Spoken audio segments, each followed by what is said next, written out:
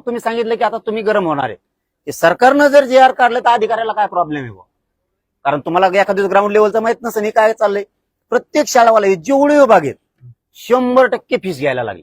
आता वैद्यकीयमध्ये फीस भरणार सोपं नाही राहिलं. मग वैद्यकीय आम्हाला, तंत्र शिक्षणावाले आम्हाला सुविधा आणि सोयी देत नाहीयेत. तोपर्यंत आम्ही काय करणार? शिक्षण व्हायला नको जायला. आम्ही गरीब असे येतं. आता तुम्ही त्याच प्रवाहात आलाय. मी आणखीन तुम्हाला मोठेपणा देतो आणि देतच राहणार आहे. हे प्रेम टिकवायसाठी मी तुम्हाला सांगायला, आणि तुम्हाला नाही सांगायचं सांगायचं कोणाला. मग अधिकाऱ्यांना, शाळावाल्यांना, दोघांना मिळून मराठ्यांचा आणि देवेंद्र फडणवीसांचा पुन्हा संवाद होऊ द्यायचा नाहीये का? असा काही डाव आहे का? किंवा असं काही आहे का अधिकाऱ्यांनाच तुम्ही अंमलबजावणीचे तुमच्या विभागांना निर्देश दिले नाहीत म्हणून आम्हालाच येड्यात काढायचं काम आहे, असं काही आहे का? का प्रेम टिकू द्यायचं नाही हे तुमच्यापर्यंत नाहीये माहिती. आता पोरांना काय वाटतं, गरिबांच्या पालकाला काय वाटतं? आपलं पोरग पटकून ऍडमिशन घ्या रे बाबा, सुई सवलती लागायच्या, तर जर ऍडमिशन गेलं तर पोराचं 1 वर्ष व्हायचं, मग ते 100% फीस द्यायला. मग आता आम्हाला सवलती कधी लागू होणार? आमच्याकडून 100% फीस घेतल्यावर, आम्ही 100% पुस्तकं सगळे घेतल्यावर, आम्ही खोल्या तिकडं भाड्याने केल्यावर, कारण खोल्या आता भाड्याने करताना अगोदर त्याला ऍडव्हान्स द्यावा लागतो. ते बघणं चालं. मग म्हणजे पुन्हा आमच्या नड्याला फासच लागला. सरकारने तर एवढं मोठं काम केलं, एवढं मोठं, त्याची स्तुती राज्यात लय भयान होती. ही जी स्तुती होती ना राज्यात खूप मोठी होती की सरकारनं मराठ्यांना पहिल्यांदा एवढ्या मोठ्या सवलती दिल्यात. देवेंद्र फडणवीस साहेबांनी, विखे पाटलांनी मध्यस्थी केली, लाड साहेबांनी. आणि मग आता ह्या फीस जर आमच्या भरल्या असल्या तर तुम्ही माघारी त्याची ऑर्डर करा, आमचे लोक ऍडमिशन घेऊन टाकते. मी दादा तर तेच सांगितलं. याच्यामध्ये 23 तारखेच्या बैठकीचा विषय मी घेतो, म्हणजे तुमचं पहिल्या विषयाचं उत्तर तुम्हाला देतो. ज्या संस्थांना हा जी आर गेलाय आणि ज्या संस्था ह्या जी आरचं पालन करणार नाही त्यांच्यावरती कडक कारवाईचे निर्देश आम्ही देऊ. ज्यांनी फिया घेतल्या आहेत ते फिया परत दिल्या जातात त्या मुलांना. मग काय हरकत नाही, मग काय हरकत नाही. आणि हा जो कायदा आहे, एक तुम्हाला सांगतो, माननीय मुख्यमंत्र्यांचं तुम्ही अभिनंदन केलं. माननीय मुख्यमंत्र्यांनी देखील तुमचा सन्मान करून सांगितलं की प्रसाद लाड आणि विखे पाटलांनी जे म्हटलं ते मला विचारून आणि माझ्याशी चर्चा करूनच म्हटलं. त्यामुळे हे कुठलीही गोष्ट मुख्यमंत्र्यांना न विचारता गेली नाही, हे त्यांनी स्वतःनी एका ठिकाणी टीव्हीवर चॅनलच्या माध्यमातून सांगितलं. त्यामुळे मला असं वाटतं की हा जर तुम्ही माझ्या कानावर विषय टाकला तर माझं ते काम आहे. मी आता ऍडिशनल कलेक्टरला देखील सांगितलं. 23 तारखेला सर्व डिव्हिजनल कमिशनर आमच्या उपसमितीच्या बैठकीत असतील. आता 23 तारीख म्हणजे मंगळवार झाला, त्या मंगळवारी तसे निर्देश दिले जातील. मी उद्या मुंबईत गेल्यानंतर मुख्यमंत्र्याला चहापान आहे, त्या चहापानात हा तुमचा विषय कानावरती घालतो आणि तात्काळ यावर कारवाई करून सोमवारपर्यंत सर्व शाळा कॉलेजला जे आर पोचेल, ईमेल पोचेल, डिव्हिजनल कमिशनरला तसे आदेश देतो आणि ते आपण करून घेऊ. आणि मुलांच्या फिया, म्हणजे ज्या पालकांनी फिया भरल्या त्यांना देखील त्या परत दिल्या जातील. त्याच्यामध्ये देखील दादा आपल्याला असं वाटतं की काही 5, 50, 100 राहिले तर तुम्ही आम्हाला कळवा, त्या कॉलेजवर दबाव टाकून ते करायचं काम आपण करू. हे बघा, आम्ही तुमच्यावर शंका असती तर तुम्हाला सांगितलं असतं, म्हणलं जाऊ दे तिकडे, येड्यातच काढाले. शपथ मी थोडा येडा आहे मराठ्याचा. मी लगेच म्हणलं तुम्ही येड्यात काढाले, हे तुमचं दप्तर आणि तुम्ही आणि मी माझा धंदा बघतो काय करायचं. मी खरं सांगतोय, कारण मी शाळेवरती 2 दिवस, ते पण तुम्हाला मीडिया समोरच सांगतो. कारण काय असतं, आपलं क्लिअर टायटल राहिलं पाहिजे. तुम्हालाही डाग नको, आम्हाला पण नको. आम्हाला की तुमच्या पक्षात असल्यामुळे तुम्हाला डाग नाही लावायचा आणि तुम्हाला येड्यात नाही काढायचं. जरी मुख्यमंत्र्यांनी नाही केलं तरी तुम्हाला शब्द आहे मीडिया समोर, आम्ही कधीच म्हणणार नाही की लाड साहेबांनी आम्हाला फसवलं, कधीच म्हणणार नाही. कारण हे लय विचित्र राजकारण असतं.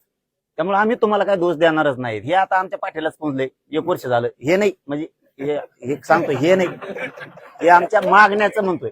हे पाठीलाच पोहोचलंय, आमच्या लढणं संघर्ष करणं हे पाठीलाच पोहोचलेलं आहे. त्याच्यामुळे तुमच्यावर रुसून तरी काय करावं म्हणून एक प्रेमाचं नातं तुमच्या चेहऱ्याकडे बघून आम्ही हे केलं. मी काय केलं, मी 2 दिवस राज्यात प्रत्येक गावात मराठा सेवक आहे. 26,000 गावं जरी असले तरी वाड्या खेड्या धरून 40,000च्या आसपास राज्यात आहे.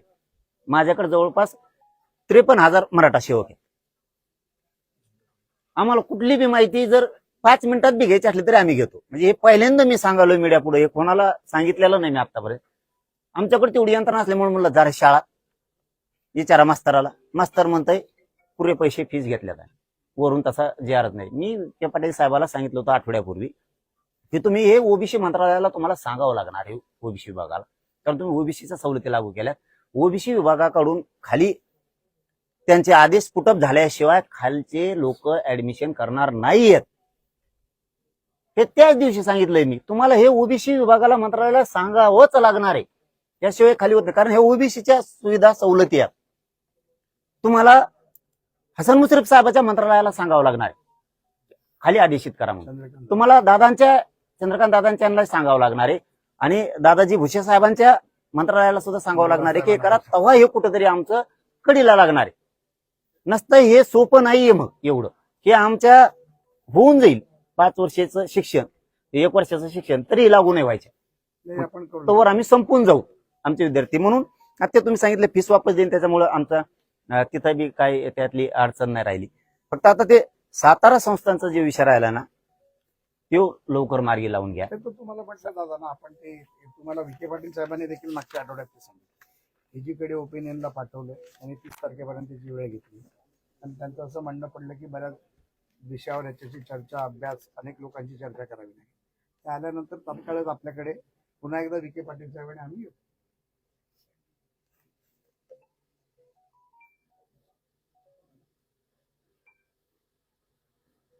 इथं काय केलं होतं, आपण मागणी केली होती मराठा आणि कुणबी मंत्रालय स्वतंत्र स्थापन करायचं. इथं काय घोळ घालून ठेवलाय, मान्यता मुख्यमंत्र्यांनी दिली, आरक्षण शब्द आहे, आरक्षण शब्द काढावा लागत. ते तुम्ही विखे हा, पाटलांना हा.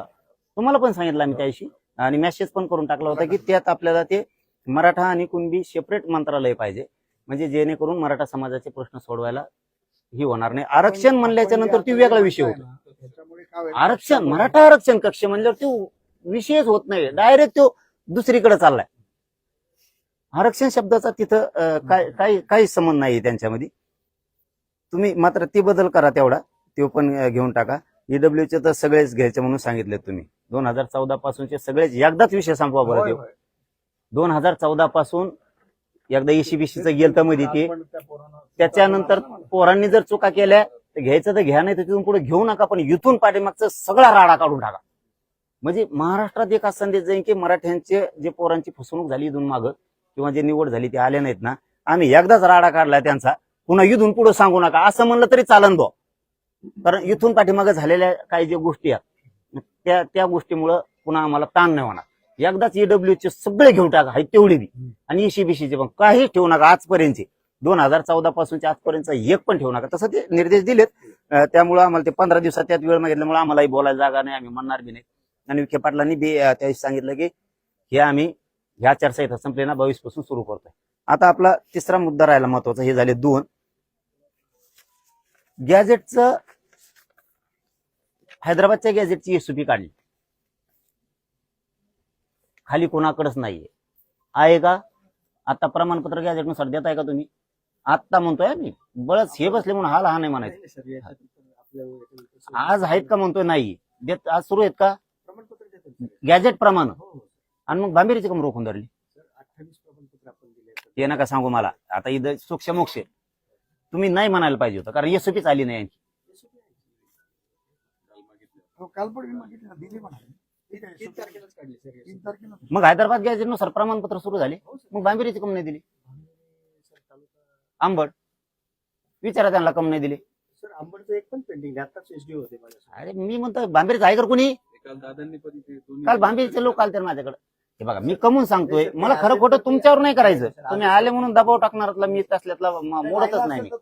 असेल तर सर आधीच म्हणजे ते आता येतं- त्यांचं म्हणणं आहे आणखीन एसओपी आम्हाला आली नाही, इश्यू झाले. संभाजीनगरला काल आपण फोन करू. मग अर्ज सुरू करायचे का? हो हो हो, सर. आतापर्यंत 628 अर्ज आले. नाही नाही, राज्यात सांगायचं का मग आम्ही ते अर्ज व्हायरल करायचा का? तुम्ही दिलेला हे अर्ज व्हायरल करायचा का? 100%. ते आपण संभाजीनगर बजेट कार्यालयाने एसओपी तयार केली आपल्याला कळलं पाहिजे कुठे अडचण आहे. आणि शासनाकडून मंजुरी घेऊन आपण ते पाठवली. आपल्याला कळलं पाहिजे नाही नाही, म्हणूनच मी काल त्यांना काय पहिला प्रश्न विचारला, तुम्ही 1 तारीख ते 20 तारीख 18 तारीख किती किती दिले ते सांगा. मग ते सांगितलं 728 अर्ज आले, 400 काहीतरी 478 दिले, 134 बाकी आहेत. 134 का बाकी आहेत तर ते म्हणाले त्याचं process चालू आहे. मराठा समाजाला राज्यभरात मराठवाड्यातल्या सांगतो, सरकारनं नवीन एसओपी नुसार हे अर्ज बनवलाय.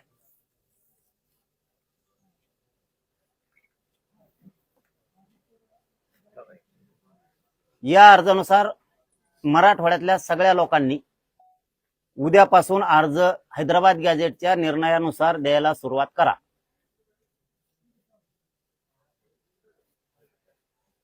ज्यांच्या नोंदी नाहीत त्यांच्या भावकीत निघलेल्या आडनावाच्या नोंदी असल्या, मराठवाड्यात माणसं इकडे तिकडे गेलेले आहेत बरं का राहायला. ते चालेल. हा. म्हणजे ते कुणी धाराशिवला राहायला गेलाय तर धाराशिवचा संभाजीनगरला गेला, लातूरला गेलाय. शेजारच्या जिल्ह्यांमध्ये. हा. तर मराठवाड्यातल्या आडनावाचे जिथं असतील त्यांना आता द्या. उदाहरणार्थ एखादा जगताप आहे, तो जगताप आता धाराशिवला आहे, पण तो आता राहायला गेलाय संभाजीनगरला उद्योग व्यवसायाच्या निमित्तानं. कुणी संभाजीनगरचा आहे तो पुण्याला गेलाय, कुणी संभाजीनगरचा नांदेडला गेलाय, हिंगोली परभणीत गेलाय, लातूरला गेलाय, बीडला गेलाय, जालन्यात गेलाय. तर मराठवाड्यातले माझ्या सगळ्या बांधवांना मला सांगणं, मी लाडसाहेबांसमोर सांगतोय, त्यांनी सांगितलं अर्ज करायचं. मी त्यांना विचारल्याशिवाय करायला सांगणार नव्हतो. मी मराठा समाजाला सांगितलं होतं, पण आज जाहीरपणाने सांगतो, आम्ही सुद्धा आपल्या सोशल मीडियावरती सगळे व्हायरल करणार आहेत. यानुसार अर्ज करायला सुरुवात करा. आणि ज्यांच्याकडे नोंदी नसतील त्यांनी शपथपत्र पण याच्यात दिलंय, ते शपथपत्र घेऊन त्या आधारे अर्ज करा. मग तिथून पुढे सांगूयात आपण सुद्धा की निघाले नाहीत म्हणून. आधीच आपण पण म्हणू शकत नाहीत की हैदराबाद गॅझेटनुसार कुणबी प्रमाणपत्र निघाले नाही असं म्हणू शकत नाही. हे मराठा समाजाने समजून घ्यावं. ही सुरुवात उद्यापासून आता करा, म्हणजे हा प्रश्न आता हैदराबादचा मार्गी लागलायच. याचा अर्थ असाच आहे, आता USP नुसार आणि अर्जानुसार तुम्ही कुणबी प्रमाणपत्र द्यायला, म्हणजे हा विषय मार्गी लागला. आता विषय सातारा संस्थांचा चालला होता आपला, तर त्यांनी सांगितलं की आता आम्ही ते मागून घेतलंय आणि अभ्यासाला चालवलंय. कोल्हापूरचं आपल्याकडनं आज मी घेऊन ठीक, कोल्हापूरचं पण ते मार्गी लागतंय. आपण जे छत्रपतींकडनं जे घेतलं हा. त्याचं मला कागदपत्र तुम्ही दिले, मग मी ते 23च्या बैठकीत ठेवू. म्हणजे आज 3 विषय मार्गी लागले असं मी समजतो. आज पहिला म्हणजे सरकारनं आपल्या देवेंद्र फडणवीस साहेबांनी, विखे पाटलांनी आणि मध्यस्थी लाडभवनी केली. मला वाटतं ही गोड जे म्हणलं जातं ना, ही गोड शेवटपर्यंत जावा. त्रास होणार आहे, हे पण लक्षात असू द्या, त्रास होणार आहे. तुमचं ते क्षेत्र वेगळं होतं, हे क्षेत्र वेगळं आहे, पण एक मन आहे पूर्वीची. बिनकामाच्या लोकात वेळ बर्बाद करायचा नाही, अशी एक श्रीमंतात मन आहे. आपल्या लेवलच्या लोकात आपण वेळ द्यायचा, वेळ बर्बाद नाही करायचा. आणि मी नेमकं त्याच्या उलट करतोय. मी गरीब लोकात टाइम देतो, तिथं वेळ बर्बाद करतो, कारण मोठा करणाराच ते वे तुम्हाला, आम्हाला सगळ्याला. ती मन तुम्हाला मोडायची.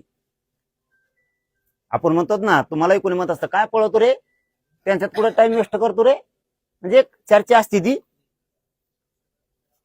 पण खरे हेच देव असते गरीब, यांच्यात जितकं जातो ना लगेच ह्याच लोकात खरं देव पण असतं गरीबात. त्याच्यामुळं तुम्हाला हे आता लय त्रास होणार आहे. मध्यस्थीचा त्रास एवढा होणार आहे, तुम्हाला नाही झाला फुकट निवडून आलात तुम्ही, हसतात काय. ही खूप त्रास होणार आहे. ते एकदाच मध्ये पडले होते म्हणून म्हणतो, ते दुसऱ्या बारे म्हणले मला नको रो, ते तुम्ही ते तुमचं लफड. कारण हे लय यातना आहेत, ह्या लय यातना आहेत. ह्या जर भोगल्या ना, कुठलची कुठं जाता तुम्ही सुद्धा. हो, माझं एकच म्हणणं आहे यामध्ये, या गरीबाला देव मानूनच मी इकडे आलो, म्हणून आपण समाजाला मानून आलो, आणि त्यासाठी माझा अतोनात प्रयत्न आहे, आणि माझ्या प्रयत्नात मी कुठे कमी पडलो नाही, हे दादा देखील मान्य करतात. 3 विषय झालेत. पहिला की ओबीसीच्या सवलती सरकारनं दिल्यात, त्यात त्यांनी सांगितलं आम्ही फीस भरल्या तरी वापस देऊ, आणि सोयी सुविधा 23 तारखेपर्यंत सुरू होत्या. म्हणजे एक विषय क्लिअर मार्ग निघाला. आपला सगळ्यात महत्वाचा होता हैदराबाद गॅझेटचा, कारण गॅझेटच्या संख्येनुसार कुणबी प्रमाणपत्र देण्यात यावं. तर त्यांनी सांगितलं उद्यापासून अर्ज करा, कुठेही रोखले जाणार नाहीत. माझं लाडभाऊ तुम्हाला सांगणं आहे, मी आता हे शेवटचा शब्द बोलतोय, म्हणजे या विषयात फक्त मला संख्येनुसार, हैदराबाद गॅझेटच्या संख्येनुसार मराठवाड्यात प्रमाणपत्र पाहिजे. तुम्ही तर ते दिले नाही तर 29 ऑगस्टला 3 वर्षे आंदोलनाला पूर्ण होत आहे. एवढी मोठी लढाई दीर्घकाळ कधीच राज्यात आणि देशात चाललेली नाहीये. मला 29 ऑगस्टच्या आत काहीच राहिलेलं नाही पाहिजे राज्यातले. 58 लाख नोंदीचे प्रमाणपत्र, तुम्हाला बोलून घेऊन असं बोलायला नाही लागलो मी. 58 लाख नोंदीचे प्रमाणपत्र, त्याच्या व्हॅलिडिटी 29 ऑगस्टच्या आत काही राहिलं नाही पाहिजे, कारण आमचा हक्काचं आहे. आम्हाला पेरू द्या आमचा रान, आम्हाला तळतळू नका, आमचा आता संयम बी ढळून देऊ नका, काहीच नका. आम्ही तुमच्यावर विश्वास ठेवतोय. 29 ऑगस्ट शब्द वापरला मी, लहान सहान नाहीये दिवस. कारण जून, जुलै आणि ऑगस्ट 29 म्हणल्यावर 3 महिने आहेत. याच्या आत मला 58 लाख नोंदीचे प्रमाणपत्र, आत म्हणतोय प्रमाणपत्र, त्याच्या व्हॅलिडिटी पाहिजेत. हैदराबाद गॅजेटनुसार ज्या गॅजेटमध्ये संख्या आहेत त्या संख्येनुसार प्रत्येक जिल्ह्यात काय संख्या येते तुम्ही ठरवा. आता मी सांगून दमून गेलो. आता हे तुम्हाला फक्त घरचा म्हणून सांगायला लागलो मी आता, की त्यानुसार मला जिल्ह्यात जेवढे तेवढे प्रमाणपत्र द्यायचे सांगा. सातारा संस्थांचा JR काढा लवकर. हे 2-3 विषय जे आहेत आणि केसेसचे हे जर झाले नाही तर मी शेवटचं आमरण उपोषण करणार 29 ऑगस्टला. माझा नाविलाज आहे. मी तुम्हाला कोणालाही येऊ देणार नाही. मी थकून गेलो. माझं शरीर बी दमदारी नाही. बघा, मी काल दुपारी सुद्धा सलाईन घेतल्या. इतकं माझं शरीर कामातून गेलंय ना, सलाईन लागणार म्हणून आता हाताला दंडाला लावा लागलेत माझ्या दंडाला लावा लागले आता इकडं कुठं लागणार म्हणून. मी तुम्हाला खरं सांगतो, मला माझ्यात लढायची पण क्षमता नाही राहिली. इतकं माझं शरीर खचून गेलंय. मी शेवटचं टेकणार आहे आता त्या दिवशी. कारण 3 वर्ष पूर्ण होते. माझी ऐकण्याची क्षमता नाही राहिली सरकारचं बी. मला तुम्हाला बोलायचं पण नाहीये. मला तुम्हाला नाव बी नाही ठेवायचं. ना शिंदे साहेबाला ठेवायचंय, ना अजितदादांना ठेवायचं, ना तुम्हाला ठेवायचं, ना फडणवीस साहेबाला ठेवायचं, ना विखे पाटलाला. मी आता हे शेवटचं 29 ऑगस्टला फायनल उपोषण आंदोलन करणार आहे. त्याच्यात जे व्हायचं असेल ते होईल. नसता त्याच्यात तुम्ही मात्र मराठ्यांच्या लेकराच्या डोळ्याचे अश्रू पुसा. नसता मला सहनच होत नाही. आता हे अधिकारी लाबाडकी करतात का कोण करतात मला काहीच माहित नाही. मला काहीच कळत नाही. तुम्हाला जर माझा बळीच पाहिजे असेल ना, तुम्ही 29 ऑगस्टला घेऊन टाका. मला नाही सहन होत. आता मी तळतळीने बोलतोय तुमच्याकडे, तळमळीने बोलतो. माझं शरीर दम धरायला तयार नाही. आणि मला ह्या समाजाचं काय दुःख सहन व्हायला नाही. माझ्या समाजाचं कोणी वाटून घेतो. आम्हाला नुसतं मंत्रिमंडळ द्यायचंय तर काय राव विरोध चाललाय तिथं मंत्र्याचा, त्या ओबीसीच्या 2-3. तुम्हाला ओबीसी मंत्रालय दिलं राव. मला माहित होत नाही असं थोडं आहे.